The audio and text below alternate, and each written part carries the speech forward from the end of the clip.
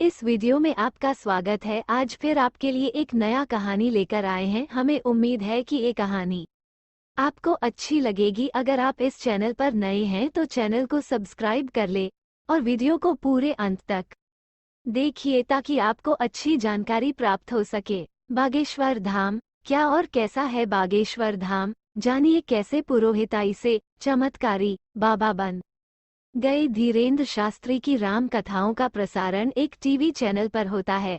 धीरेन्द्र मानते हैं कि वो जो करते हैं वो चमत्कार नहीं, बस हनुमान जी महाराज की कृपा है।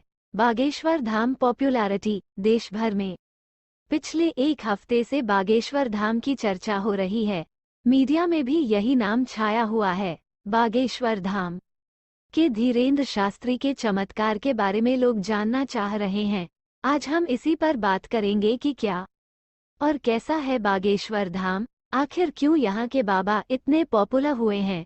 छतरपुर से खजुराहो की ओर 4 लेन रास्ते पर करीब 15 किलोमीटर चलने पर ही बाएं हाथ पर एक रास्ता कटता है जो गधा गांव की ओर जाता है।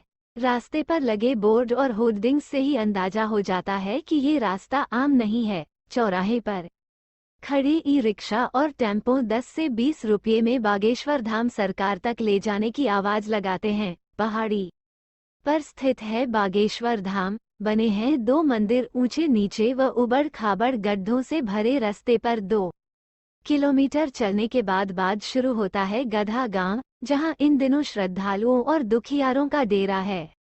लेकिन गधा गांव पर हम अभी बात नहीं करेंगे। पहले हम बात करेंगे बागेश्वर धाम की। 1000 लोगों की आबादी वाले गधा गांव के दूसरे छोर पर एक छोटी सी पहाड़ी है और यहीं पर स्थित है बागेश्वर धाम। पहाड़ी पर चढ़ने के बाद आपको 2 छोटे छोटे मंदिर नजर आएंगे।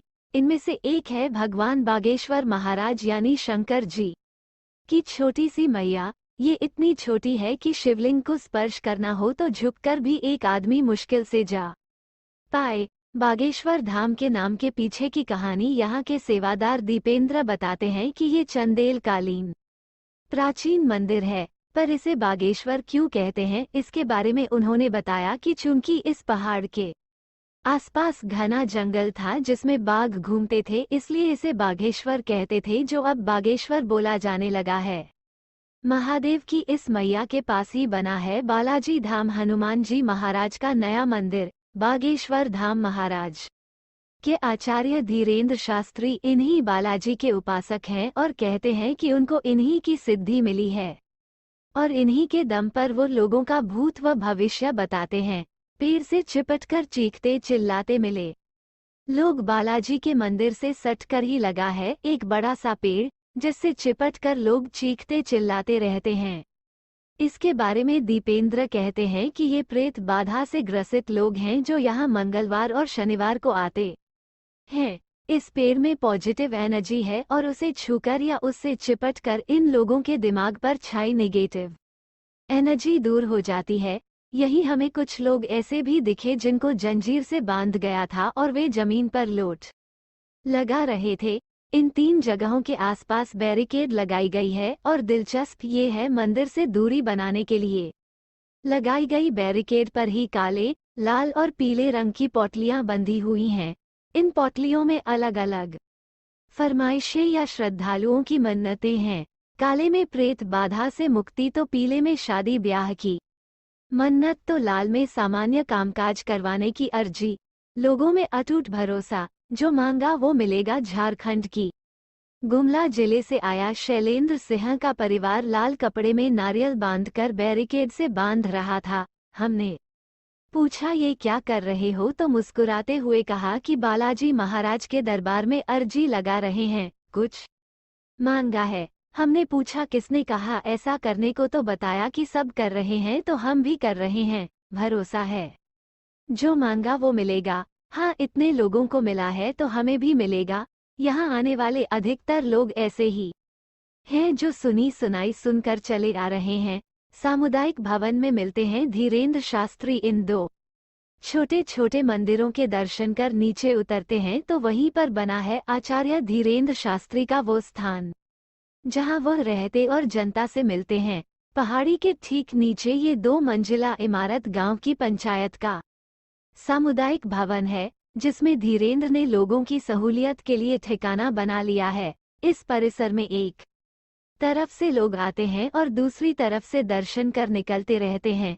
जिसे मिलना होता है उससे धीरेन्द्र शास्त्री टोकन व्यवस्था की मदद से समय देकर मिलते भी है।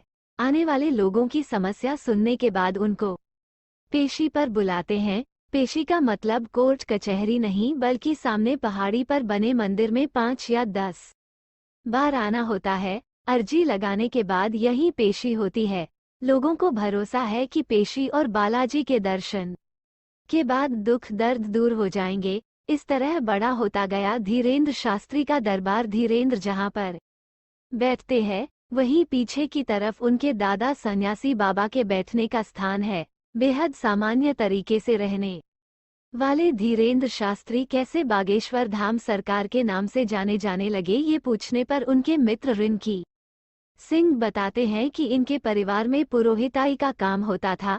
इनके दादा भी यही काम करते थे, यानी कि पर्चा पर कुछ लिखकर भूत भविष्य बताने का काम। शुरुआती दिनों की छोटी मोटी पुरोहिताई के बाद धीरेन्द्र रामकथा करने लगे। आसपास के गांवों में कथा से जो मिलता था उसे रख लेते थे। इस बीच कुछ कथित सिद्धियों के चलते उनकी तरफ से बताई गई बातें सच होने लगी तो उनका दरबार बड़ा होता गया। कोरोना काल और यूट्यूब ने पूरे देश में किया पॉपुलर रही सही कसर। कोरोना काल और सोशल मीडिया के प्रचार ने पूरी कर दी। लोगों ने घर बैठे खूब कथा सुनी, लाइव प्रसारण देखा और यूट्यूब ने उन्हें देश भर में पहुंचा दिया। बस फिर क्या था महाराज की ठेठ बुंदेली बोली, उनका लड़कपन, बोलचाल की अदा, अपने बालाजी पर अटूट भरोसे ने ही उनको पिछले 2 साल में ही भारी लोकप्रिय कर दिया। हर मंगलवार और शनिवार को गधा गांव में मेला लगता है। धीरेन्द्र शास्त्री की राम कथा की अगले 2 साल तक की भरपूर बुकिंग है। एक टीवी चैनल उनकी कथाओं का निर्बाध प्रसारण करता है। धीरेन्द्र मानते हैं कि वो जो करते हैं वह चमत्कार नहीं, बस हनुमान जी महाराज की कृपा है। अगर आपको जानकारी अच्छी लगी हो तो इस वीडियो को कमेंट करें, लाइक और शेयर करें। अगर आप इस चैनल पर नए हैं तो चैनल को सब्सक्राइब कर ले ताकि आपको एक नई जानकारी प्राप्त होती रहे।